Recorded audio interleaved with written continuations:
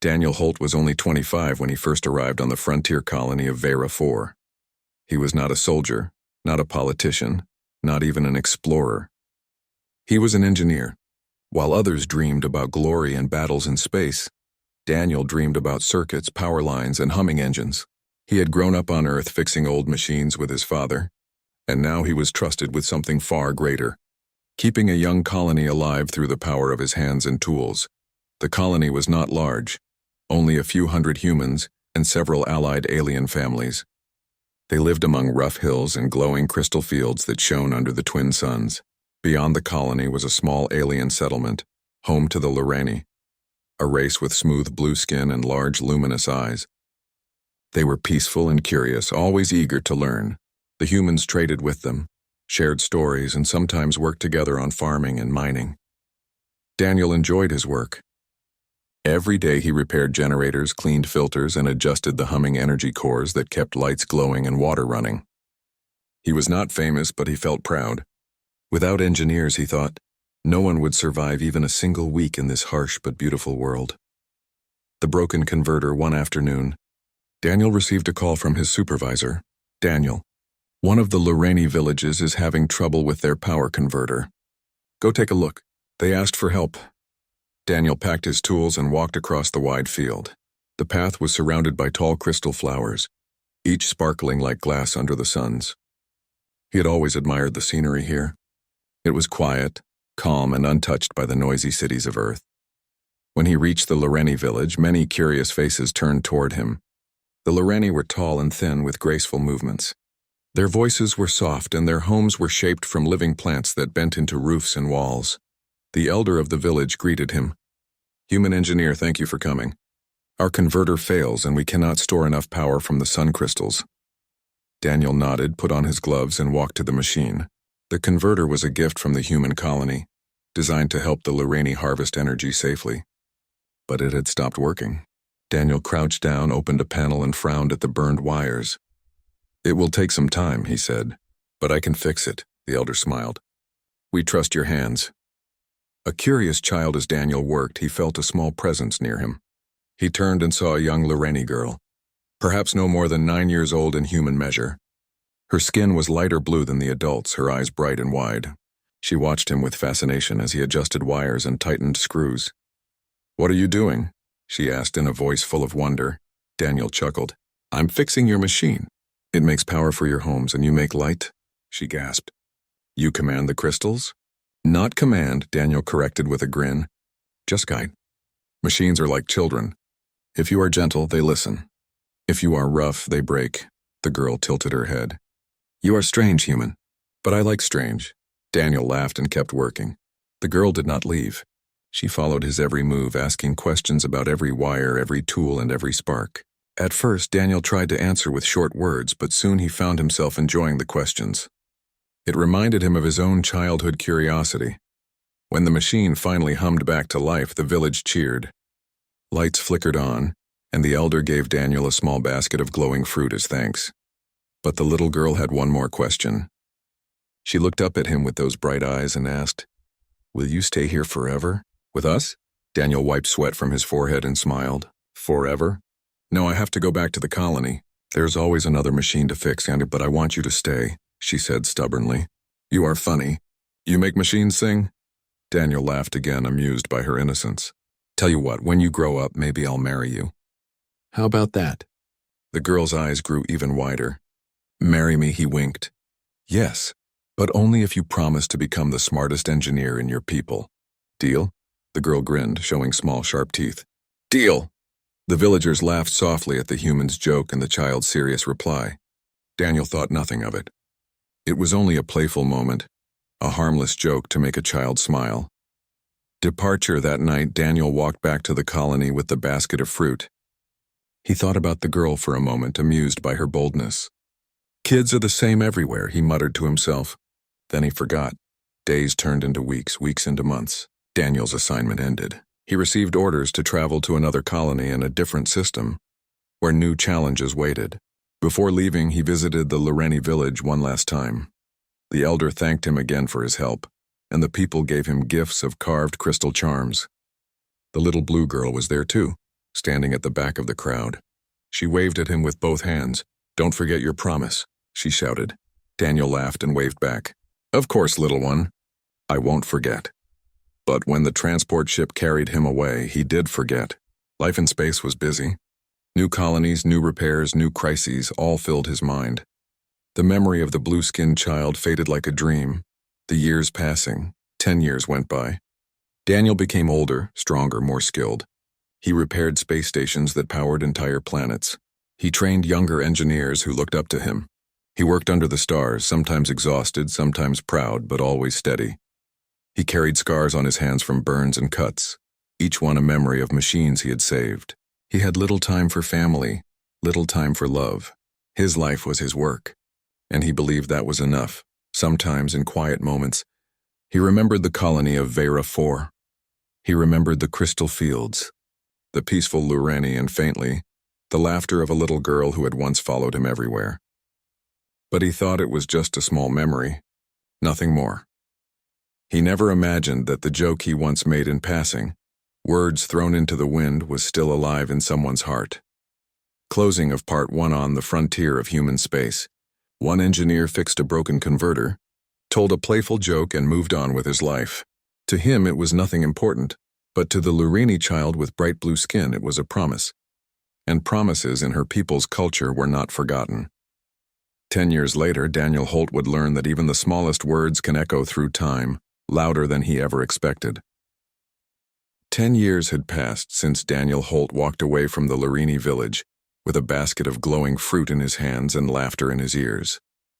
The little blue girl's voice had long faded into a memory. Life had carried him far from Vera 4 into the wider galaxy, where every star seemed to call for repair. By now, Daniel was no longer the young man who joked easily.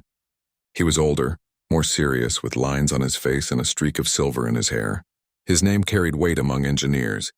When a machine broke and no one else could fix it, people called for Daniel Holt. The orbital station, at the edge of human space, above the green planet of Calvin Prime, a vast orbital station floated. It was a marvel of design. Long silver towers, rings that spun to create artificial gravity, and glowing conduits that carried power across the structure like rivers of light. But the station was fragile too. It was built on the cooperation of many species: humans, traders, miners, and diplomats. If the power grid failed, thousands of lives would be at risk. That was why Daniel had been sent here. Reports said the energy conduits flickered dangerously, threatening to collapse. He arrived with his toolkit, his data pads, and his usual calm determination. Work gave him focus, and machines always told him the truth. They broke, but they could be fixed. People, however, were far harder to understand. The delegation. Not long after Daniel began his inspections, word spread that a new diplomatic delegation was arriving on the station. It was not unusual. Many groups came to discuss trade and peace. But when Daniel heard the name of the visitors, his heart skipped. The Lurani. He had not heard that word in years. Images of blue skin, bright eyes, and crystal villages flashed in his mind. For a moment, he even remembered the little girl who had once followed him like a shadow. Shaking his head, he returned to his work. It was only coincidence. The galaxy was wide. The Lurani delegation had nothing to do with him. Or so he thought. The meeting. The day the Lurani arrived, the station's main hall was alive with music and banners. Humans and aliens alike gathered to welcome them. Daniel did not plan to attend, but his supervisor insisted that every senior officer should show respect. Grumbling quietly, he cleaned the grease from his hands, changed into a neat uniform, and joined the crowd. The hall shimmered with light as the delegation entered. The Lurani were graceful as ever, their blue skin glowing faintly under the station lamps. They wore robes woven from crystal threads that shimmered like water. At their center walked a tall young woman, poised and confident. Daniel felt his chest tighten. Her face was unfamiliar and yet known. Her eyes were bright, full of curiosity, but also wisdom far beyond childhood. The elder announced her name with pride, Lura of the Lurani, and in that instant, Daniel remembered. Recognition. Lura stepped forward with calm grace, her gaze scanning the hall. Then her eyes fell upon Daniel. For a moment, the noise of the crowd faded. Her expression softened, her lips curving into a small, knowing smile. "Engineer Holt," she said, her voice carrying across the chamber. "It has been 10 years, Daniel blinked. The memory struck him like lightning. The little girl laughing, asking if he would stay forever. His own careless joke, "Maybe I'll marry you when you grow up." The crowd stirred. Some humans whispered. The aliens tilted their heads curiously. Daniel cleared his throat, suddenly aware of every pair of eyes on him. "Forgive me," he said slowly. "Do I know you?" "You do," Laura answered, her smile unwavering. "I was the child who watched you fix the converter in my village. You made me promise to become the smartest engineer among my people, and I have returned." The promise remembered. Laura spoke as if she carried no doubt. In her culture, promises were sacred. Even words spoken in jest were bound by honor. To break them would mean disrespect, not only to her but to her entire people. Daniel felt heat rise to his face. He remembered the joke well now, though he had buried it long ago. He had spoken lightly, never thinking it would matter. But to her it mattered more than anything.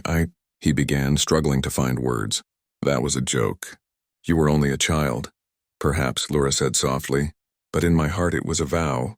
And I have not forgotten." Her words echoed through the hall. Some humans laughed quietly, finding the story amusing. Others looked uncomfortable. The Lorraine delegation, however, stood tall and serious, as though this was no laughing matter at all. Daniel's confusion. That night, Daniel lay in his quarters staring at the ceiling. His mind refused to rest. Laura's words played again and again in his head. He remembered her small hands pointing at his tools, her endless questions, her wide-eyed wonder. He had liked her spirit even then, but he had never imagined she would hold on to his words for 10 years. Now she was here, grown, strong, graceful, and she was looking at him not as a child but as someone she truly expected to keep his word. Daniel muttered to himself, "This is absurd. It was only a joke. She can't really expect," but deep inside he felt unease. For the Lorraine, honor was not a game. And Laura had not spoken like someone teasing him. She had spoken like someone who believed. The dinner. The next evening, a formal dinner was held to celebrate the delegation. Daniel tried to avoid attention, but Laura herself invited him to sit at her table. He could not refuse without insulting her. Over glowing crystal dishes and gentle music they spoke. Laura told him about her people's progress. Inspired by human machines, the Lorraine had developed their own technology. Organic structures that grew like plants but carried power like wires. She herself had studied engineering deeply, honoring the promise Daniel had once demanded of her. "And you?" she asked with a playful tilt of her head. "Did you keep your promise?" Daniel frowned. "What promise?" "You promised to marry me," she said simply. The humans at the table choked on their drinks. Daniel coughed loudly. "That was Laura, I didn't mean it. I was only making a child laugh." Her eyes shone with calm determination. "Perhaps you did not mean it, but I did."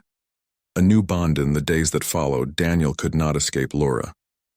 She visited the engineering decks, curious about his work.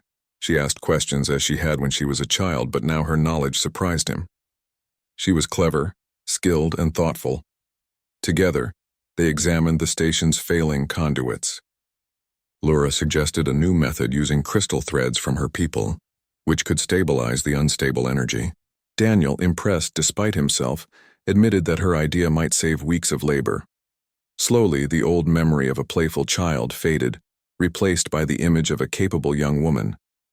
She was still curious, still full of light, but now she carried wisdom and strength. Closing of Part 2. Daniel stood in the humming engine room, watching Laura as she worked beside him. 10 years ago, he had spoken a careless joke. Now that joke had returned to him in the form of a grown woman who remembered every word. He did not know yet what choice he would make. But he could feel it already. The past was no longer behind him. It was here, standing in front of him with bright blue eyes that seemed to see through everything. And whether he liked it or not, Daniel Holt's life was about to change. The orbital station above Calvin Prime was never truly silent. Its halls hummed with the steady pulse of energy running through conduits. Its rings creaked as they spun, and its people filled the air with footsteps and voices. For Daniel Holt, those sounds were the heartbeat of a living machine. He always listened closely, because machines spoke their troubles if one was patient enough. But now another sound entered his days, the soft voice of Laura. Shared work. Daniel had grown used to working alone. Most engineers slowed him down, but Laura was different. She asked questions that were not only curious but useful. She noticed details others ignored. When she leaned close to the glowing conduits, her bright eyes caught faint flickers that even Daniel missed. One afternoon, while inspecting a damaged section of the grid, Daniel muttered, "The flux is unstable. If we patch it with human wiring, it'll break again in a month." Laura touched the conduit gently, as if it were alive. "In my village, we grew crystal threads that carried energy like veins. If we weave them here, they may bend with the station instead of breaking." Daniel frowned. "Crystal threads? Organic materials in a metal grid?" She smiled. "Why not? You told me once machines are like children. They respond to care. Our crystals grow like children too. They might learn to live inside this machine." Her words were strange, almost poetic, but Daniel could not ignore the logic. The station's builders had tried hard metal and rigid wires. Maybe something living was the answer. Reluctantly, he nodded. "Show me." Experiment together, they began their experiment. The human workers watched with doubt as Laura unpacked her people's glowing crystals. They were thin, delicate strands, yet they pulsed with soft light. Daniel handled them carefully, guiding her hands as she wove them into the broken conduit. The work required patience, his steady precision balancing her graceful touch. When they finished, Daniel powered up the grid. For a tense moment, nothing happened. Then the crystal threads lit up, glowing brighter as they carried the energy. The unstable flux calmed, flowing smooth and steady. The human workers gasped. Daniel allowed himself a small smile. "Not bad," he admitted. Laura's eyes shone. "Not bad," she repeated softly, as if savoring his words. Old memories, new feelings. In the following days, they worked side by side on every failing conduit. Daniel found himself enjoying her company. She still had the curiosity of the child he remembered, but now it was joined with maturity and skill. She could challenge him, argue with him, even laugh at his stubborn habits. Once, when Daniel tried to carry too many tools at once, she teased, "Human engineers are strong but not wise." "Two hands cannot be four," he chuckled. "I manage just fine. Besides, who needs wisdom when you have stubbornness?" She laughed, and for a moment, Daniel felt the same warmth he had felt years ago in her village when she had followed him with endless questions. But this was different now. She was no longer a child. At night, lying in his quarters, he thought of her smile, her voice, the way she worked beside him. He reminded himself that she was here because of a promise he had made carelessly. Yet, deep inside, he began to wonder if the promise mattered less than the bond they were forming now. The crisis emerges. Just as things seemed stable, danger struck. One evening, alarms blared through the station. Lights flickered and the steady hum of power wavered like a weak heartbeat. Daniel rushed to the control center, Laura close behind. The chief technician pointed at the display. "An energy rift has opened near the planet. The station's grid is pulling unstable surges. If we can't stabilize, the reactors could overload." Daniel's stomach tightened. An energy rift was a rare but deadly phenomenon. It tore at power systems, feeding them unstable energy until they exploded. Thousands of lives were at risk. Without hesitation, Daniel said, "We need to reroute the grid and reinforce with the crystal threads. It's our only chance." The humans hesitated. "But the Lorraine technology isn't tested." "We can't risk it." Laura stepped forward firmly. "Without risk, you already fail. Let us try, together." Her calm confidence silenced the room. Daniel looked at her, then nodded. "She's right. We have no time. Trust us, working against time." The station shuddered as the rift grew stronger. Conduits sparked, panels cracked, and alarms screamed in every corridor. Daniel and Laura worked side by side, racing against time. She wove crystal threads with incredible speed, her hands glowing faintly from the energy. He guided her, locking human circuits into place, bridging the gap between machine and living crystal. Sweat dripped from Daniel's brow, but his focus never wavered. Laura worked with the same determination, her face calm even as the floor shook beneath them. At one point, a conduit overloaded, bursting with sparks. Without thinking, Laura threw herself forward, pressing the crystal threads into the gap with her bare hands.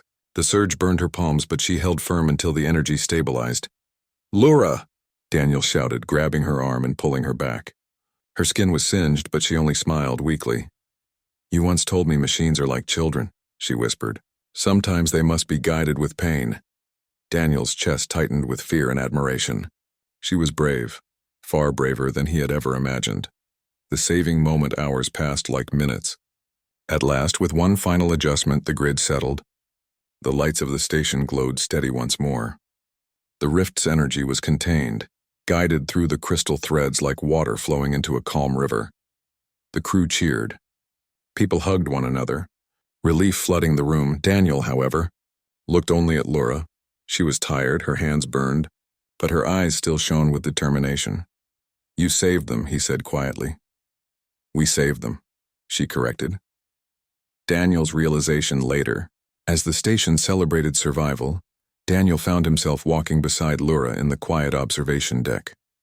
Beyond the glass stretched the vast stars, calm after the storm. "You didn't have to risk yourself like that," he told her. "You could have been killed." She shook her head. "What is life if we do not protect others? In my people's way, a promise is not only words. It is action. You once promised me you would be with me. I chose to keep you alive so that promise might yet live." Daniel was silent, struck by the weight of her words. He had thought of his promise as a careless joke, but she carried it as something sacred. And in that moment, he saw her not as a child who misunderstood, but as a woman who truly believed in him. For the first time in years, Daniel's heart stirred with something beyond machines and duty. He realized he wanted her beside him, not because of a promise, but because of who she was. Closing of Part 3. The orbital station floated in peace once more, saved by the combined strength of human stubbornness and Lurini honor. Daniel stood with Lura under the starlight, knowing his life was no longer the same. A simple joke had led to this moment, but now it was no joke at all. The bond between them was real, growing stronger with every heartbeat, every word, every spark of light in the darkness. And though he did not say it aloud, Daniel Holt began to wonder if the universe had always planned it this way. The orbital station above Calvin Prime was alive with celebration. After the crisis of the energy rift, both humans and Lorraine walked the corridors with lighter steps. Music echoed through the main hall. Banners of both peoples hung side by side, and voices carried stories of how the station had been saved by a human engineer and a Lorraine woman. Daniel Holt, however, felt no peace inside. A restless engineer for days, he tried to focus on his usual work. He checked circuits, inspected wires, and studied energy flows. But his mind always returned to the same memory, Lura pressing her burned hands against the sparking conduit, refusing to let go until the grid stabilized. He had seen bravery before. He had seen soldiers face battle, miners face cave-ins, and explorers face storms on alien worlds. But there was something different about her courage. It was not born of training or duty. It was born of her heart, her belief that a promise could shape the future. Daniel respected her deeply, yet he also feared the weight of her expectation. Could he honor a promise he had never meant? And more than that, did he now want to? The Council of Voices one evening, he was summoned to a council meeting. The station's chamber was filled with humans and Lorraine alike. The Lorraine elders spoke first, their voices calm but firm. "Engineer Holt," one said, 10 years ago you spoke a vow to our child. To you it was light as air. To us it was a seed. That seed has grown. Our daughter Lura has held to it. She has made herself strong. She has crossed stars. Now she has returned for you." Daniel shifted uneasily. "With respect, I was young. I only wished to make her smile. I never thought—" The elder raised a hand. "To speak words is to give them life. In our way, no promise is small." A human counselor leaned forward. "But among us, jokes are common. Promises can be light-hearted. You cannot bind a man to words he never meant," the two sides murmured. Tension filled the chamber. It was more than a personal matter now, it was cultural. To the humans, this was a misunderstanding. To the Lorraine, it was a matter of honor. Daniel's heart pounded. He glanced across the room at Lura. She stood tall, her expression calm, but her eyes fixed on him. She said nothing, yet her silence spoke louder than any words. Lura's words at last. Lura herself stepped forward. She bowed to the council before speaking. "Honored ones," she said softly, I do not wish to force Daniel Holt. A promise is sacred, but only if it is true in both hearts. If he does not wish to honor it, then let it be broken with dignity. I will not bind a chain around him, but I will not deny what I feel.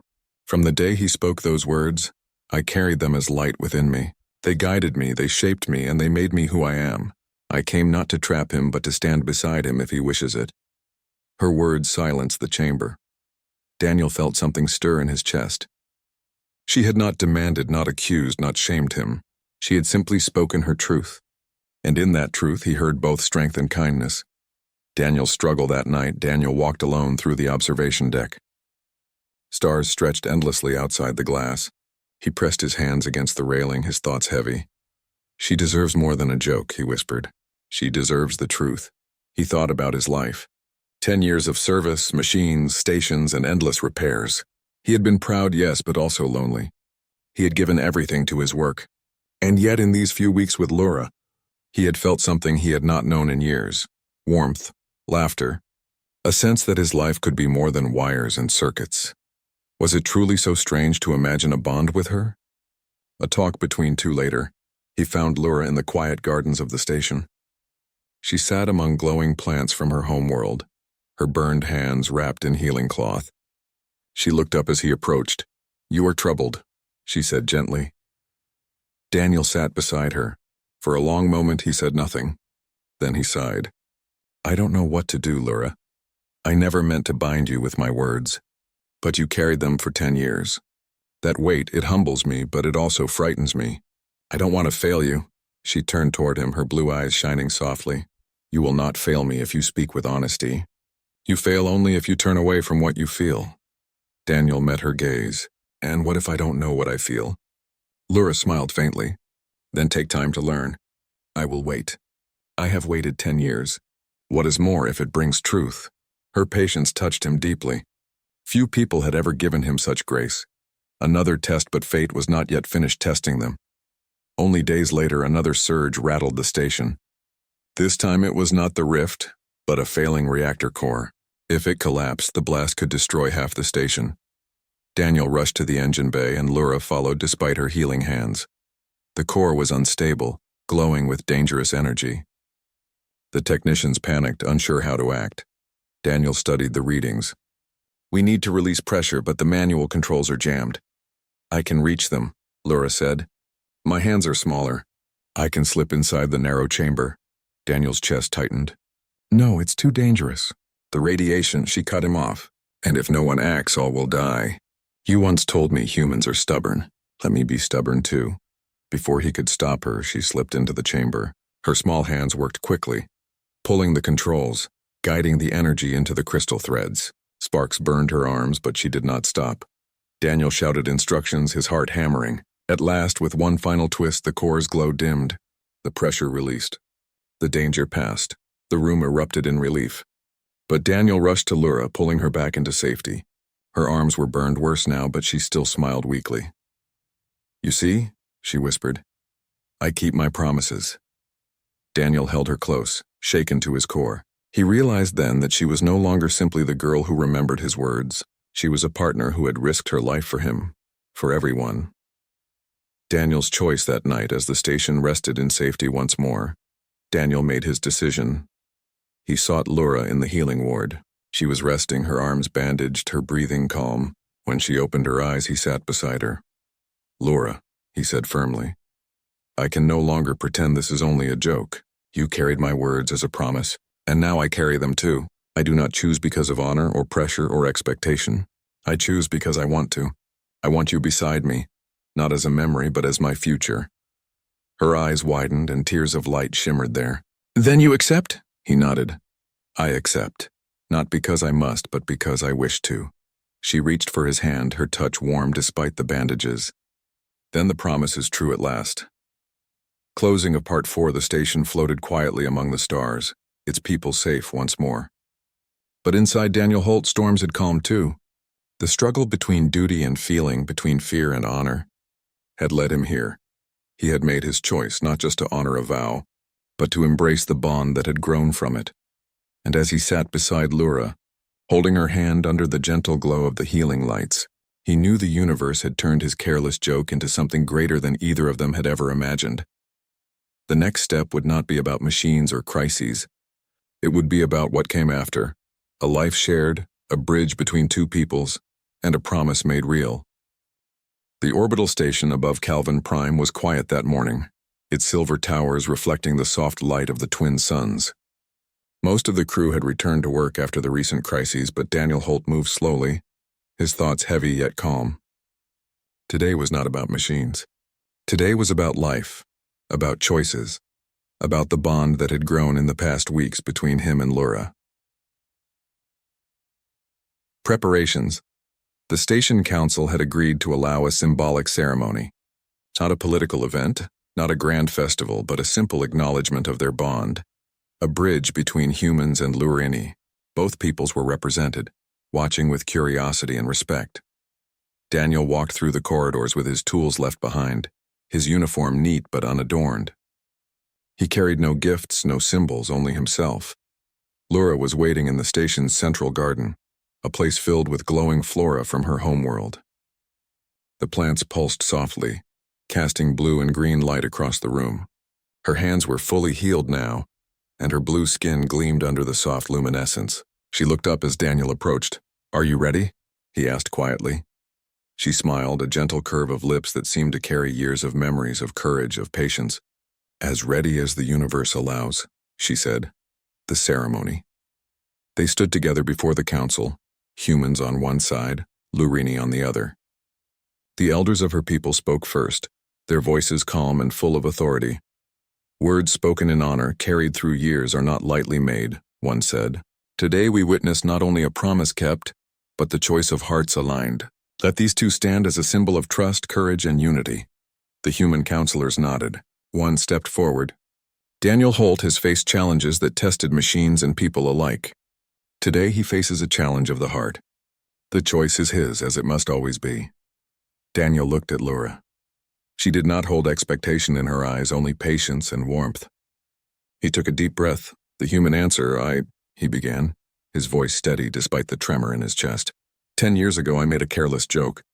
I never imagined it would matter, nor did I consider the weight of words. But I see now that words can carry life, that they can inspire courage, that they can shape destinies." He paused, glancing at Laura, whose eyes shone with quiet hope. "Laura, I choose you not because I must, not because of a promise, but because I wish to. You have shown me patience, strength, and wisdom beyond measure. You have challenged me, saved lives, and shown me the truth of connection between our peoples. I wish to walk forward with you side by side, through whatever the stars may bring." A hush fell across the room. Then Laura stepped forward, her hand reaching for his. "I accept," she said softly, "not because of the past, but because of the present and what we can build together. Celebration of unity." The council nodded, the humans smiled, and the Lurini elders murmured in approval. The ceremony was simple, without extravagance, yet it carried deep meaning. Humans and Lurini came together to witness a bond not only between two people, but between two cultures. The people celebrated in quiet joy, sharing stories, laughter, and food from both worlds. Daniel and Laura walked through the gardens, their hands intertwined. The soft glow of the alien plants seemed to embrace them, welcoming their union. For Daniel, it was a moment of clarity. Machines could be repaired, energy flows stabilized, but the human heart, his own and now Laura's, was a complexity far greater than any machine. And yet it was the most beautiful thing he had ever known. Learning from each other in the following weeks, Daniel and Laura worked together as they always had. But now their bond carried a deeper meaning. Every project, every repair, every new idea became a partnership. Laura introduced new Lurini techniques, showing Daniel how living crystal threads could grow with the energy they carried. Daniel taught her how to integrate human engineering principles, balancing flexibility with precision. Their collaboration became the talk of the station. Even skeptics admired the harmony of human innovation and Lurini elegance. One day, as they adjusted a delicate energy conduit, Daniel looked at her and said with a teasing grin, "I suppose I should be careful what I say around you now. Who knows how seriously you might take it?" Laura laughed, a sound that echoed like soft music across the metal walls. You'll find, Daniel Holt, that humans may joke, but sometimes the universe listens. Symbol of hope, their union became more than personal. Humans and Lorraine alike saw it as a symbol, a reminder that even across vast differences, trust, respect, and courage could bring people together. The story of the engineer and the blue-skinned girl spread across colonies, inspiring others to value collaboration and honor promises, even those spoken lightly. Daniel often reflected on how a simple joke had led to this moment. The galaxy was full of dangers, crises, and unknowns, but it was also full of connection, friendship, and the chance to make a difference. He realized that his life, guided by machines, had finally found a spark of humanity in the form of Lura. A quiet moment one evening, after the station had settled, Daniel and Lura stood at the observation deck.